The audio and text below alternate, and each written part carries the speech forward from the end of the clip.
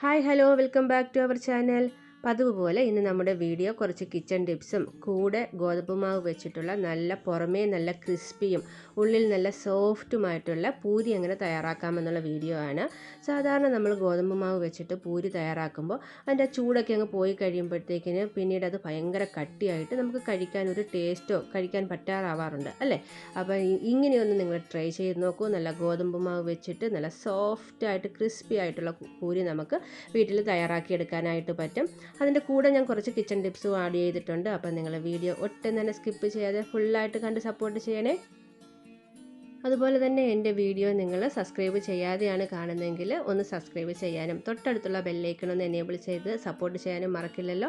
അപ്പോൾ നമുക്ക് വീഡിയോയിലേക്ക് പോകാം. ഞാനിവിടെ പൂരി തയ്യാറാക്കാനായിട്ട് എടുത്തിരിക്കുന്നത് 2 കപ്പ് ഗോതമ്പ് മാവാണ്.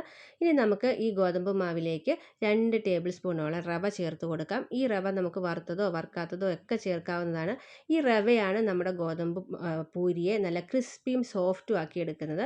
ഇനി ഇതിലേക്ക് നമുക്ക് ആവശ്യത്തിന് ഉപ്പ് കൂടി ചേർത്തിട്ട് കുറച്ച് ഓയിൽ, നമ്മൾ കുക്കിംഗ് ഓയിലായിട്ട് ഉപയോഗിക്കുന്ന ഏത് ഓയിൽ വേണമെങ്കിലും നമുക്കിതിലേക്ക് ചേർത്ത് കൊടുക്കാം. ഏകദേശം ഒരു ടേബിൾ സ്പൂണോളം ഓയിൽ കൂടി ചേർത്ത് നല്ലതുപോലെ നമുക്ക് കൈ ഉപയോഗിച്ചിട്ട് ഒന്ന് മിക്സ് ചെയ്തെടുക്കാം.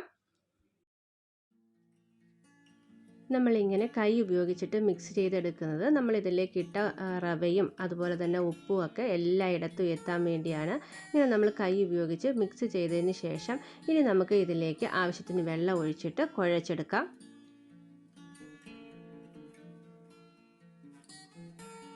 ഇതുപോലെ നമുക്ക് കുറേശ്ശെ വെള്ളം ഒഴിച്ചിട്ട് നമ്മുടെ പൂരിയുടെ മാവ് തയ്യാറാക്കിയെടുക്കാം.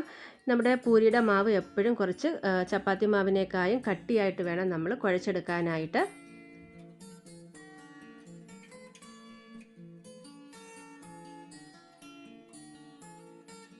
ഇങ്ങനെ നമ്മൾ റവ ഉപയോഗിച്ചിട്ട് ഗോതമ്പിൻ്റെ പൂരി തയ്യാറാക്കിയെടുക്കുകയാണെങ്കിൽ നമ്മുടെ പൂരി തണുത്ത് കഴിഞ്ഞാൽ നല്ല ക്രിസ്പി ആയിട്ടിരിക്കും. അപ്പം നിങ്ങൾ ഇങ്ങനെ ഒന്ന് ട്രൈ ചെയ്ത് നോക്കിയിട്ടില്ലെങ്കിൽ ഒരു പ്രാവശ്യമെങ്കിലും ഒന്ന് ട്രൈ ചെയ്ത് നോക്കിയിട്ട് കമൻറ്റ് പറയണേ. അപ്പം നമ്മുടെ മാവ് ഇതുപോലെ കുറേശ്ശെ വെള്ളം ഒഴിച്ചിട്ട് നമുക്ക് ഒന്ന് കുഴച്ചെടുക്കാം. ഇപ്പം നമ്മുടെ പൂരിയുടെ മാവ് ഞാൻ നല്ലതുപോലെ കുഴച്ചെടുത്തിട്ടുണ്ട്. ഇനി നമുക്കിതൊരു 10-15 മിനിറ്റ് നേരത്തേക്ക് റെസ്റ്റ് ചെയ്യാനായിട്ട് വെക്കാം. അതിന് ശേഷമാണ് നമ്മൾ പൂരി തയ്യാറാക്കിയെടുക്കുന്നത്.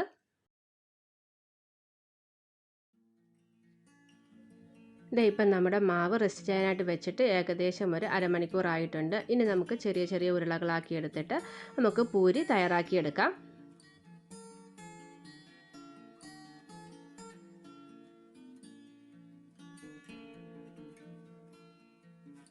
ഞാനിവിടെ പൂരി പ്രസ്സിൽ വെച്ചിട്ടാണ് പരത്തിയെടുക്കുന്നത്. നമ്മൾ ഈ ഒരു രീതിയിലാണ് മാവ് കുഴച്ചെടുക്കുന്നതെങ്കിൽ ചപ്പാത്തി പലകയിൽ വെച്ചിട്ട് നമുക്ക് പെട്ടെന്ന് തന്നെ പരത്തിയെടുക്കാവുന്നതാണ്. ഇതുപോലെ നമുക്ക് പൂരി പ്രസ്സിൽ വെച്ച് ജസ്റ്റ് ഒന്ന് പ്രസ് ചെയ്തതിന് ശേഷം നല്ല ഹൈ ഫ്ലെയിമിൽ വെച്ച് തിളച്ച് വന്ന എണ്ണയിലേക്ക് നമുക്ക് പൂരി ഇട്ട് കൊടുത്ത് നല്ലതുപോലെ ഒന്ന് ചുട്ടെടുക്കാവുന്നതാണ്. നിങ്ങൾക്കിത് വീഡിയോയിൽ കാണുമ്പോൾ തന്നെ മനസ്സിലാവും ഞാൻ പൂരി പ്രസ്സിൽ വെച്ചിട്ട് എത്ര സിമ്പിളായിട്ടാണ് നമ്മുടെ പൂരി പരത്തിയെടുക്കുന്നത്. വളരെ പെർഫെക്റ്റ് ആയിട്ട് തന്നെ നമ്മുടെ പൂരി കിട്ടിയിട്ടുണ്ട്. ഇനി നമുക്കിതൊരു എണ്ണയിലേക്കിട്ട് നല്ലപോലെ ഒന്ന് ചുട്ടെടുക്കാം. പൂരി ചുട്ടെടുക്കുമ്പോൾ നമ്മൾ അറിഞ്ഞിരിക്കേണ്ടത് നമ്മുടെ എണ്ണ നല്ലതുപോലെ ഹൈ ഫ്ലെയിമിലിട്ട് ചൂടായതിന് ശേഷം നമ്മളൊരു മീഡിയം ഫ്ലെയിമിലേക്ക് മാറ്റി അതിലേക്ക് വേണം നമ്മൾ പൂരി ഇട്ട് കൊടുക്കാനായിട്ട്. ഇപ്പം നിങ്ങൾക്ക് വീഡിയോയിൽ കാണുമ്പോൾ തന്നെ മനസ്സിലാവും നമ്മുടെ പൂരി നല്ല ബലൂൺ പോലെ പൊങ്ങി വന്നിട്ടുണ്ട്. ഇതുപോലെ നമുക്ക് തിരിച്ചൊക്കെ ഇട്ട് രണ്ട് സൈഡിലും നല്ലതുപോലെ ഒന്ന് ക്രിസ്പി ആയതിന് ശേഷം നമുക്ക് എണ്ണയിൽ നിന്ന് കോരിയെടുക്കാവുന്നതാണ്. ഇങ്ങനെ നമ്മൾ ചുട്ടെടുക്കുകയാണെങ്കിൽ നമ്മുടെ പൂരി അധികം എണ്ണയൊന്നും കുടിക്കുകയില്ല. അതുപോലെ തന്നെ തണുത്താലും നല്ല ക്രിസ്പി ആയിട്ട് തന്നെ നമ്മുടെ പൂരി ഇരിക്കുന്നതായിരിക്കും. അപ്പോൾ ഇതാണ് നമ്മൾ പൂരി ഉണ്ടാക്കുമ്പോൾ അറിഞ്ഞിരിക്കേണ്ട 2 ടിപ്പുകൾ. ഒന്ന്, നമ്മൾ പൂരി കുഴയ്ക്കുന്ന മാവിലേക്ക് ഒരു 2 ടേബിൾ സ്പൂണുള്ള റവ ചേർത്ത് കൊടുക്കുക. പിന്നെ നല്ലതുപോലെ ചൂടായ എണ്ണയിലേക്ക് നമ്മുടെ പൂരി ഇട്ട് കൊടുക്കുക. അപ്പോൾ നമുക്ക് വളരെ ബലൂൺ പോലെ വീർത്ത് നല്ല ക്രിസ്പിയും ഉള്ളിൽ നല്ല സോഫ്റ്റുമായിട്ടുള്ള പൂരി നമുക്ക് തയ്യാറാക്കിയെടുക്കാനായിട്ട് പറ്റും. അപ്പം നിങ്ങൾക്ക് ഈ ഒരു ടിപ്പ് ഇഷ്ടമായെന്ന് ഞാൻ കരുതുന്നു. ഇനി നമുക്ക് അടുത്ത കിച്ചൺ ടിപ്പുകൾ ഏതൊക്കെയാണെന്ന് നോക്കിയാലോ. നമ്മുടെ പൂരി നല്ല ബലൂൺ പോലെ പൊങ്ങി വന്നിട്ടുണ്ട്. അപ്പം നിങ്ങൾ ഇങ്ങനെ ഒന്ന് ട്രൈ ചെയ്ത് നോക്കിയിട്ട് കമൻറ്റ് പറയണേ. അപ്പം നമുക്ക് അടുത്ത കിച്ചൺ ടിപ്പുകൾ ഏതൊക്കെയാണെന്ന് നോക്കാം. നമ്മുടെ അടുത്ത കിച്ചൺ ടിപ്പ് ഉപ്പിനെക്കുറിച്ചാണ് കേട്ടോ. നമ്മൾ ഉപ്പ് എപ്പോഴും ഇത്തരത്തിലുള്ള ഭരണികളിൽ മാത്രമേ സൂക്ഷിച്ചു വെക്കാവൂ. അല്ലാതെ ഒരിക്കലും പ്ലാസ്റ്റിക് പോലുള്ള ബോട്ടിലുകളിൽ ഒരിക്കലും ഉപ്പ് സൂക്ഷിച്ചു വെക്കരുത്. കാരണം അത് നമ്മുടെ ഹെൽത്തിന് ഒട്ടും തന്നെ ഗുണം ചെയ്യുകയില്ല. ഇനി അടുത്ത ടിപ്പ് എന്ന് പറയുന്നത് നമ്മുടെ ഉപ്പ് പെട്ടെന്ന് അലുത്തു പോകാതിരിക്കാനായിട്ട് എന്ത് ചെയ്യണമെന്നുള്ളതാണ്. നമ്മുടെ ഉപ്പ് അലുത്തു പോകാതിരിക്കാനായിട്ട് ഉപ്പ് സൂക്ഷിക്കുന്ന ഭരണിയിൽ ഇതുപോലെ ഒരു പീസ് ചിരട്ട ഇട്ട് വെക്കുകയാണെങ്കിൽ നമ്മുടെ ഉപ്പ് ഒട്ടും തന്നെ അലുത്തു പോവുകയില്ല. ഇതറിയാത്തവരുണ്ടെങ്കിൽ ഒന്ന് ട്രൈ ചെയ്ത് നോക്കണേ.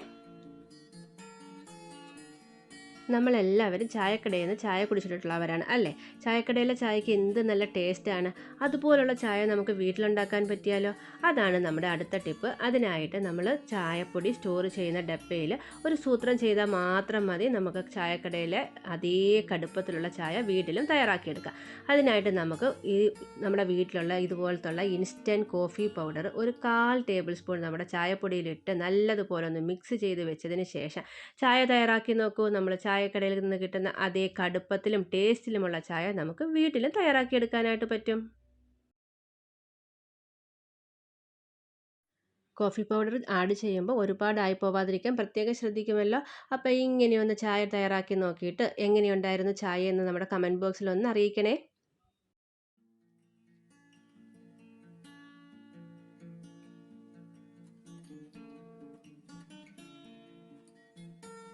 അപ്പോൾ നമ്മുടെ അടുത്ത ടിപ്പ് പിന്നും അതുപോലെ കുറച്ച് മുത്തും ഒക്കെ ഉപയോഗിച്ചിട്ടുള്ള ഒരു ടിപ്പാണ്.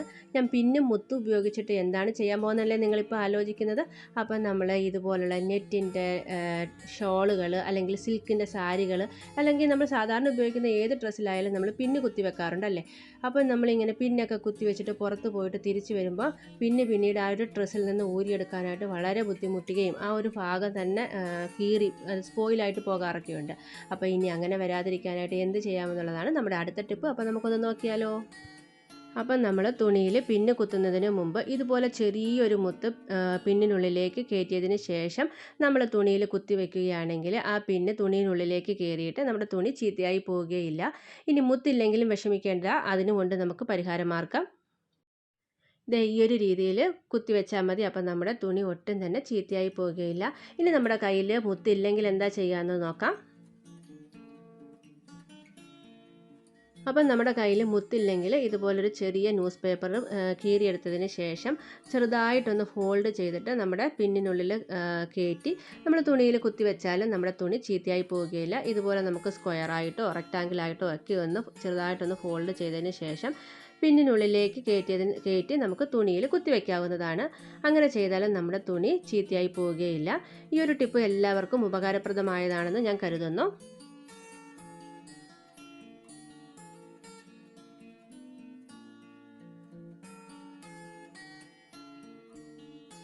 അപ്പം നിങ്ങൾക്ക് ഈ ഒരു വീഡിയോ ഇഷ്ടമായെങ്കിൽ തീർച്ചയായും നിങ്ങൾ ഫ്രണ്ട്സിനൊക്കെ ഒന്ന് ഷെയർ ചെയ്ത് സപ്പോർട്ട് ചെയ്യണേ. അപ്പോൾ അടുത്ത വീഡിയോയിൽ കാണുന്നതുവരേക്കും ടേക്ക് കെയർ. Bye bye.